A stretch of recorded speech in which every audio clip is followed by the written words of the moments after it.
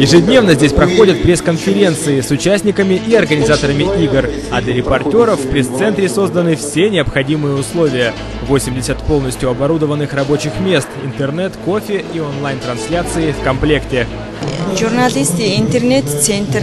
Очень нравится. Очень большой. Интернет очень хорошо. Главным телекоммуникационным партнером игр выступила компания «Мегафон», которая помимо сотовой связи также обеспечила все объекты игр интернетом и полностью оснастила этот пресс-центр, подобный которому раньше мы могли увидеть только в американских фильмах. В Лондон собираюсь уже на свои 7-е Олимпийские игры, как корреспондент аккредитованный. И вот мне этот пресс-центр напоминает Олимпийские игры. Очень такой вместительный, большой. Все пресс-релизы быстро готовятся. Специальный глянцевый журнал каждый день выходит. В общем-то, замечательно. Малые Олимпийские игры. Такого в истории игр «Дети Азии» за все 5 прошедших игр еще ни разу не было. Вот. Здесь есть беспроводной интернет, здесь есть телевизоры, чтобы смотреть соревнования, здесь есть 3D-проекции для того, чтобы тоже смотреть в записи эти соревнования, уже такой небольшой аттракцион. Журналистов у нас аккредитовано более 600 человек из 10 стран.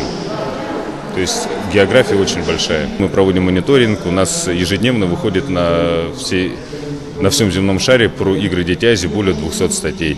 Один из примечательных фактов состоит в том, что после окончания игр часть этого оборудования, ноутбуков, принтеров и телевизоров отойдет на благотворительность. Мы оснастили пресс-центр 85 единицами компьютерного оборудования, которое совместно с администрацией президента, правительством республики, мы собираемся передать на благотворительные нужды детским учреждениям после проведения игр.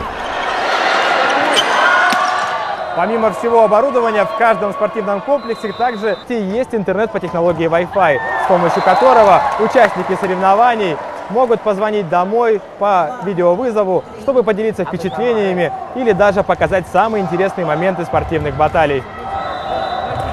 Ну и, разумеется, нельзя не отметить совершенно особенную цепочку. Вместе со всей страной мы идем от меньшего к большему.